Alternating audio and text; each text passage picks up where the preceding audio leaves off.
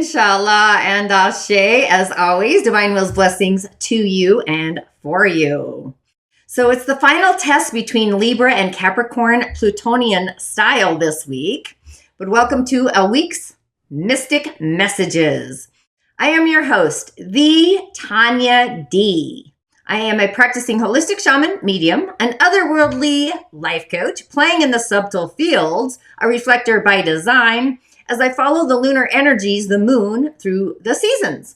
I coined myself a holistic Shah medium, which is a subtle choreography of my personal design, mapping out the energetic pathways, one subtle energy at a time, to activate your personal, unique, energetic algorithm.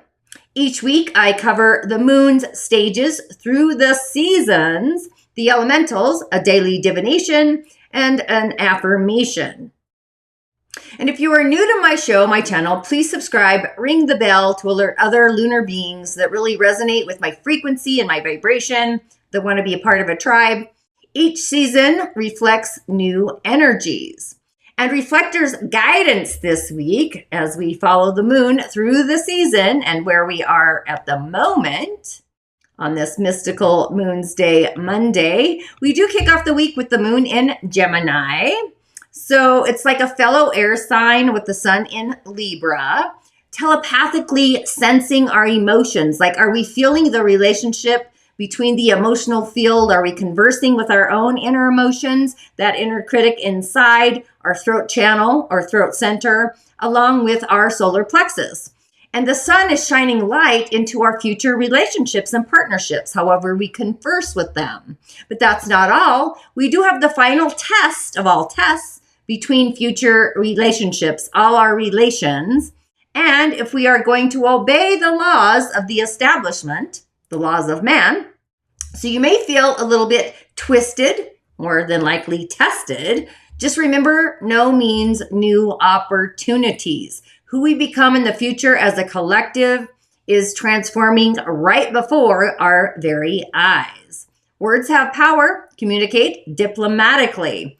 Then, not only does the moon move into Cancer, but we also move into a new season this week. Scorpio season kicks off tomorrow. So we also have the moon in a fellow air sign as we kick off Scorpio season. And the moon being in Cancer, which we love that's the moon's home sign. So you may feel like going inward to the depths of something, drawing the line, or possibly hermiting like a crab.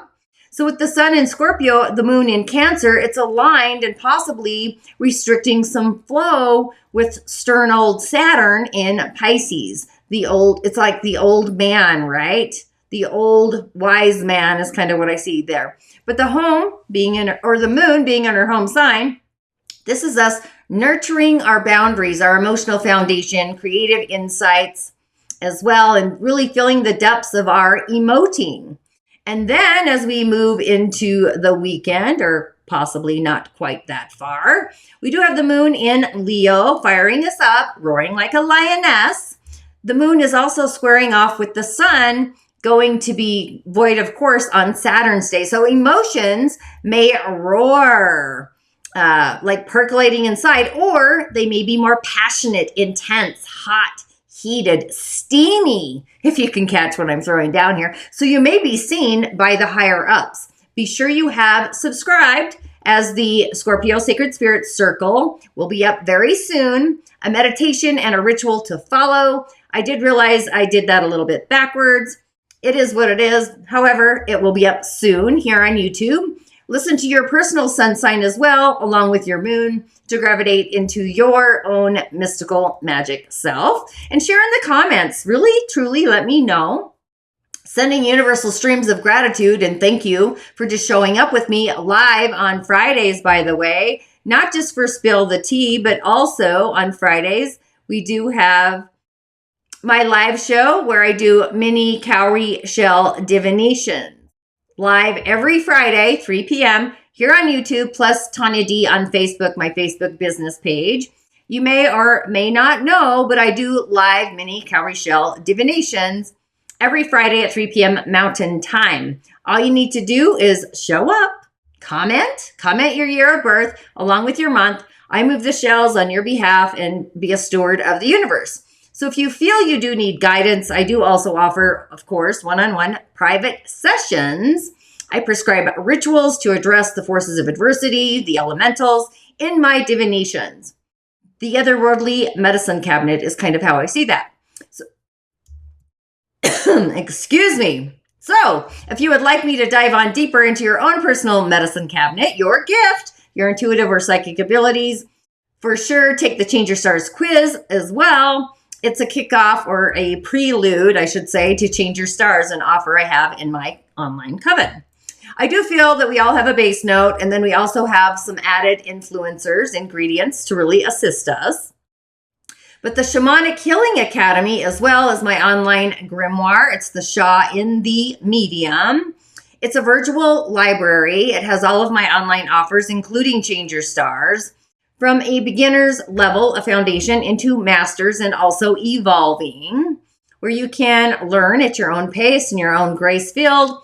I see it as a virtual grimoire with ritual insights through an indigenous spirit technologies, kind of merging the subtle fields with the indigenous. You will have access to all of my Spill the Tea replays, my live shows, including Gift and Purpose, which is another amazing offer, plus a monthly coven call to really clear the energies of adversity with other stewards of the universe. Off of social media, of course, it's a private social space within the Shamanic Healing Academy. So there's a lot of juiciness there. You can join for only $3.99 as an introductory offer for the first 30 days. And then, of course, the fee or the price goes up. For other mystical musings, not just spilling the tea, which is also the third Friday of each and every month, November Spill the Tea is all about the soul's harmonic, Sagittarius, Jupiter, the book of life. You will get a link in your inbox to join me there live through Zoom and the online coven, of course, multi-streaming, always at 11:30 a.m. Mountain Time. All you need to do to prepare and be a part of this is either subscribe to the Musing News to make your inbox glimmer. And October Spill the Tea was all about the Shaman's Portal, our 8th energetic center, Pluto, life and death, transformation, especially with Pluto's final exit during Scorpio season. I do find that a bit curious as well. So there is that. And as we stroll into the elemental highway today, we do have a young earth horse of a day. It's a bit of a woo-woo day if you're picking up what I'm throwing down. A young horse earth of a day. So this is freedom, adventure, lighting the inner fires, deep inner fires. There's lots of earth elemental energy that really gets the fires glowing. It's the ashes, it's creativity, it's nurturing. Metal is the missing ingredient. It is hidden in the dog in the peak season of the fall, I will say. This is a day of success. It's one of the most energetic, vibrant days of the dog month, the dog days. It's collaboration, it's conversation with others. And the horse is part of the fire trine along with the dog. However, at the hour of the tiger, which was earlier this morning, the witching hour to be exact, we may have experienced the lightning or the enlightening or the spark of the insights, the otherworldly collaborators. You may also find yourself more productive today, receptive, just open to success, maybe tasting it, maybe it's brimming over a full cup. So being that it's a young earth day, that is a mountain, right? The woo, the young earth woo, and the heavenly energies and that frequency. And also in the dog month within a dragon year, this is really offering us confidence, like a staying power, being empowered. And the horse is a peach blossom. It's a sign for that, assisting us to make a positive, optimistic, I would even say, maybe a charismatic impression, having charismatic charm, especially if the horse is one of the animals that you have an affinity with that's in your chart, your personal 4 pillars. So if you have the horse allies, or just the horse in general, the dog and the tiger in your personal chart, in your personal algorithm, or if you were born in a year or day of the snake, the ox, or the rooster, the horse, as your peach blossom, brings you more charisma, charm than the average Joe. Go out, light up the stage, be the life of the party, seek advice, like glimmer your charisma. And if your day master is metal or yin metal, a refined metal energy, the horse acts as a divine spirit source of support for you coming from the other world. So with Mercury trining Saturn and Venus trining the nodes as well, there's like this energy is flowing where attention goes. So really just be aware, pay attention to all the synchronicities, fated meanings. I always say fate is what happens and destiny is what we do with it. It's an empowering day to perform rituals, invoking, using words, prayers. Like I find we need to invoke the other world more often. With the day's energy, the mountain of yang earth with the horse, with the year's energy, the Yangwood dragon, these are both spiritual pillars, bringing us closer to the veil, to the spiritual realm, plus in the season of Scorpio coming to fruition, I want to say. So this is definitely the woo-woo within our day. It's a very woo-woo day, if you're picking up what I'm throwing down. So I'm just saying, honor your woo, your witchiness, your maginess, your shamanatress. And if you do your own divinations, you may have a more coincidental day because the woo for sure is on, along with the charm. So reach out if you would like me to tune into your elementals as well. And the messages this week, I'm actually going with the Galactic Heritage or Galactic Federation cards. I have not used these before, so I'm literally going to be reading right out of the horse's mouth, or at least the card meanings and some of the commentaries as we go through them. So as I change up the screen, doing my little woo here, let's move that here. And it looks like I need to change my settings here, which will take me a second. There I am. Let's get that going. Whoops, not Fantastic Friday. There? I'm all over the place today. So again, on this magical moon's day, we have deep polarity, Orion, the past, number 35. So this is a Gemini moon's day, Orion, the deep polarities. So being mindful of what you believe before you decide and also commit to something. I'm just going to lay that right there. It does say the past. So looking into our past, because I haven't really played with these cards again, I'm actually going to read right off the cuff out of the book. So just bear with me. This is new and these commentaries are quite long. But in ancient times, the Orion civilization played out the deepest of polarity during a very dark time in their history. Many souls from Orion eventually came to Earth to heal this polarity through incarnations as humans. So if you have, which we did, it's the Moon's Day Monday, then Orion, we've been in an Orion lifetime of ours, and we still have some influence in our life today. So these karmic patterns are ready to be released, examining our natural human tendency to polarize in thought and belief, and ask the universe to assist us to heal this energy. Also, know that this is a major issue for the entire planet at this time, and our healing affects the whole as well. So I love that. I'm not going to go into the commentary because it's a little long, and I like to keep these a certain length. Okay, so that was kind of fun, is kind of what I want to say there. Just reading off the cup, I totally hope you don't mind. And then as we move into Tuesday, we have 63, seeking karmic balance, the Pleiades, and being present. I'm loving these cards. I just want to say that out loud. That's kind of cool. I'm thinking I'm going to go this way. So we have Orion, Pleiades, seeking karmic balance. I just want to make sure I'm doing this in the right way or the right format. So this I find interesting because the sun is moving into Scorpio. The moon is in Cancer on this particular day. But Pleiades, being present, like embodying our present and just opening up to accept a new belief that we can act on, setting boundaries around that as well. But the 63, as I stream through my little book here, hope you don't mind. Like I said, I'll quit apologizing. There's enough of that, right?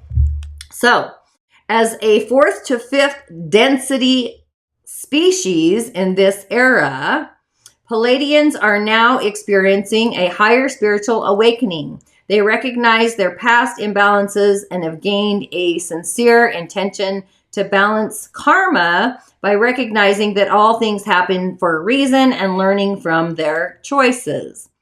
This card encourages us to do the same. A Pleiadian guide is most likely assisting you with this. Take an honest look at your repeating challenges and know that karma is at work. I really like that. These obstacles are gifts to help you move to the next level of your growth. Embrace them and open to the lesson they are teaching you. So I like that. As we move forward with this. So then on Wednesday, we have 89 open contacts, Pleiadians, and the future.